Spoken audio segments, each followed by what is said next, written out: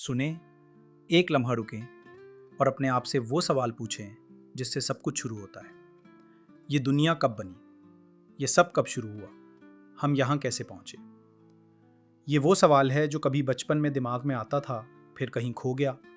लेकिन अगर आप में अब भी वही तजस्सुस जिंदा है तो आखिर तक मेरे साथ रहिए, क्योंकि आज हम बात करेंगे उस घड़ी के बारे में जो वक्त को नापती है, कार्बन डाइटिंग।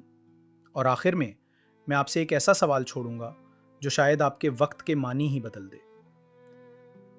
कायनात में सब कुछ बदलता रहता है। सितारे जलते हैं, पहाड़ घुसते हैं, जानदार पैदा होते और मिट जाते हैं।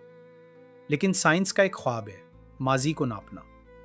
किसी हड्डी, लकड़ी या राख में छुपे एटमों से ये जानना कि वो कब जिंदा थे। कार्बन डेटिंग इसी ख्वाब की ताबीर है। ये बताती है कि हम माजी में कितनी दूर जा सकते हैं, लेकिन साथ ही ये भी दिखाती है कि साइंस की हद कहाँ ख़त्म होती है। कभी आसमान से आने वाली कहकशानी शुआएं ज़मीन के माहौल से टकराती हैं। इन शुआओं को कॉस्मिक रेस कहते हैं। जब ये फ़ज़ा में मौजूद नाइट्रोजन के एटमों से टकराती हैं तो इनमें से कुछ बदल जाते हैं। वो एक नया एटम बनाते हैं, कार्बन 14। ये एक रेडियो एटिक एज़ोटोप है, यानी ये वक्त के साथ खुद ब खुद टूटता रहता है। लेकिन जब तक कोई जानदार जिंदा है वो कार्बन 14 के साथ मुतवाजिन रहता है। पौधे फोटोसिंथेसिस के जरिए उसे जज़्ब करते हैं, जानवर पौधे खाते हैं और इंसान उन दोनों को। यूं ये एटम हमारे जिस्म का हिस्सा बन जाते हैं। जब जिंदगी खत्म होती है तो ये ताल्लुक टूट जाता है। जानदार के अंदर मौजूद कार्बन 14 अब नए एटम नहीं लेता, बल्कि डिसाइड होने लगता है, यानी आहिस्ता आहिस्ता खत्म होता जाता है। साइंस उसे हाफ लाइफ कहती है, वो वक्त जिसमें आधा रेडियो एक्टिव मटेरियल टूट जाता है। कार्बन 14 की हाफ लाइफ तकरीबन 5730 साल है। मतलब 5730 साल में किसी सैंपल में मौजूद कार्बन 14 की मिकदार आधी रह जाती है। और यहीं से साइंसदान एक घड़ी बनाते हैं जो माजी की सिमत चलती है। फर्ज करें आपके पास किसी दरख्त का टुकड़ा है और उसमें आधा कार्बन 14 बाकी है, तो अंदाज़ा होगा कि दरख्त को मरे हुए तकरीबन 5730 साल गुजर चुके हैं। अगर चौथाई बचा है तो 2 हाफ लाइफ्स यानी 11,000 साल के करीब। यही वो एक्सपोनेंशियल करवी है जो साइंस को वक्त की गहराई में ले जाती है। और अगर आप सोच रहे हैं कि साइंसदान ये कैसे मैपते हैं, तो जदीद लेबॉर्ट्रियों में 2 बड़े तरीके हैं। पुराने दौर में बीटा काउंटिंग यानी रेडियो एक्टिव डीके की रोशनी के ज़र्रात गिने जाते थे, मगर आज एक्सप्लोरेशन मास स्पेक्ट्रोमेट्री AMS इस्तेमाल होती है, जो बराह रास्त एटमों की गिनती करती है। ये इतनी हसास है कि एक बाल के ज़र्रे जितना नमूना भी काफ़ी होता है। अब तक तो ये सब साफ लगता है, लेकिन सच्चाई ये है कि कार्बन डेटिंग सिर्फ इतनी सीधी नहीं। असल कहानी यहाँ शुरू होती है, अजम्पशंस, करेक्शंस और कॉन्टेक्स्ट में। अगर सैंपल आलूदा हो जाए तो नतीजा गलत निकल सकता है। किसी आर्टिफैक्ट पर लगा ग्लू, वार्निश या ज़मीन के ह्यूमिक एसिड्स सैंपल को ज़ाहिरी तौर पर ज़्यादा जवान या ज़्यादा बूढ़ा दिखा सकते हैं। इसीलिए लैब्स प्री ट्रीटमेंट करती हैं, acid base acid washing, collagen purification, ultra filtration, ताकि सिर्फ वो कार्बन बचे जो असल है। इसके बाद स्टैंडर्ड्स के साथ कैलिब्रेशन होती है ताकि बैकग्राउंड नॉइस खत्म हो। लेकिन फिर भी एक मसला रहता है, फिजा में कार्बन 14 हमेशा एक जैसा नहीं रहा। सूरज की एक्टिविटी, ज़मीन के मैग्नेटिसी मैदान और कॉस्मिक रेज की ताकत वक्त के साथ बदलती रही। इसलिए अगर हम बराह रास्त रेडियो एक्टिव क्लिक से साल निकालें तो वो गलत हो सकता है। साइंस ने इसके लिए एक ज़हानत भरा हल निकाला, कैलिब्रेशन कर्व्स। साइंसदानों ने दरख्तों के हलकों, ट्री रिंग्स से प्रिसाइज साल मालूम किए। कोरल्स, झीलों की तहों और गारों के स्पीलियोथेम्स से डेटा लिया और फिर उन सब को मिलाकर एक कर्व बनाई जिसे इंट कैल कहते हैं। ये कर्व रेडियो कार्बन की उम्र को हकीकी कैलेंडर सालों में ट्रांसलेट करती है। अब जब कोई फॉसिल टेस्ट होता है तो उसके नंबर को इन कर्व से मैच किया जाता है।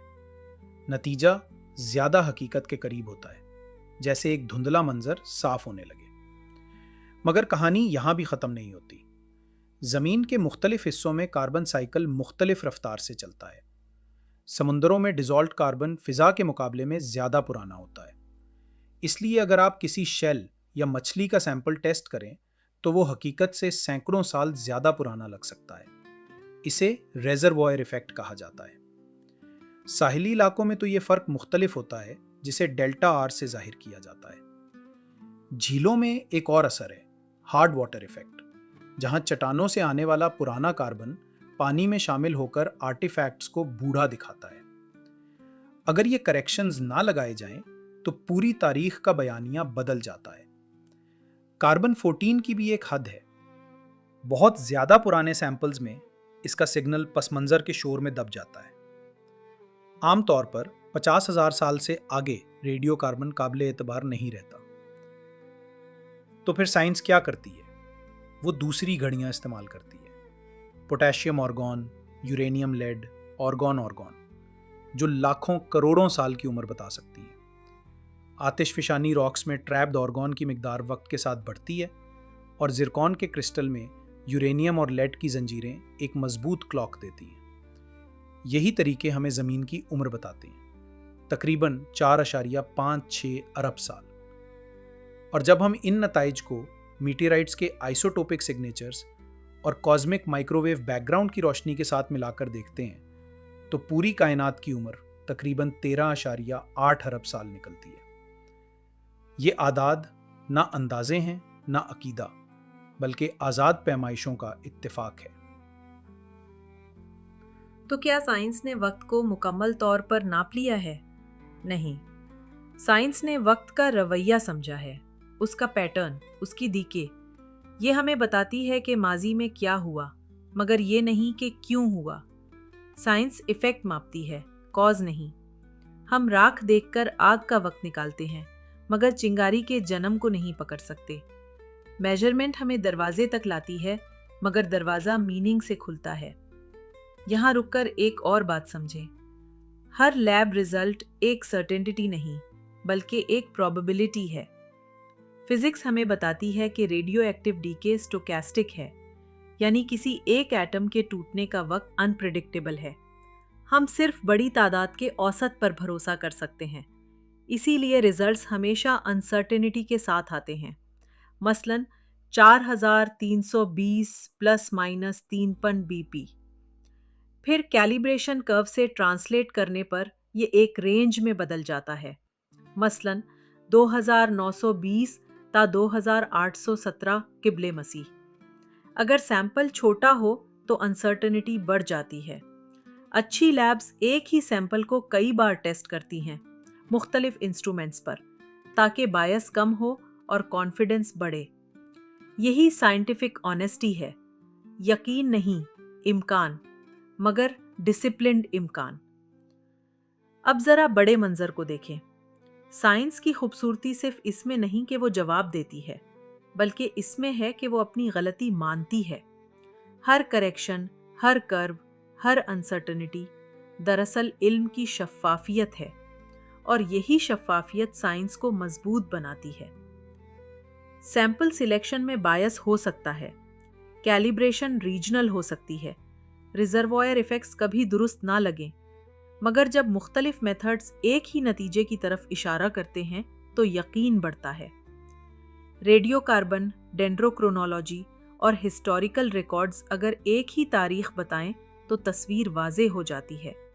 یہی کنورجنس سچائی کا سب سے قریب مفہوم ہے۔ اور پھر وہ لمحہ آتا ہے جب انسان خاموش ہو جاتا ہے، جب وہ جان لیتا ہے کہ وقت صرف گنتی نہیں، ایک احساس ہے۔ ہم وقت کو ناپتے ہیں، مگر وقت ہمیں بدل دیتا ہے۔ کاربن 14 کے ایٹم ہمیں بتاتے ہیں کہ ہر چیز میں واپسی کا ایک اصول لکھا ہے۔ یورینیم اور لیڈ کی زنجیریں ہمیں یاد دلاتی ہیں کہ تبدیلی ناگزیر ہے۔ کازمک بیک گراؤنڈ ریڈیشن کی مدھم روشنی کہتی ہے کہ ایک لمحہ تھا جب روشنی نے پہلی بار خود کو آزاد کیا۔ لیکن سوال باقی ہے، وہ لمحہ کیوں تھا؟ آغاز کا مقصد کیا تھا؟ اور کیا کبھی ہم اس لمحے کو دوبارہ دیکھ سکیں گے؟ شاید نہیں۔ شاید علم اور مسٹری ہمیشہ ساتھ چلیں، جیسے روشنی اور سایہ ایک دوسرے کے بغیر نامکمل۔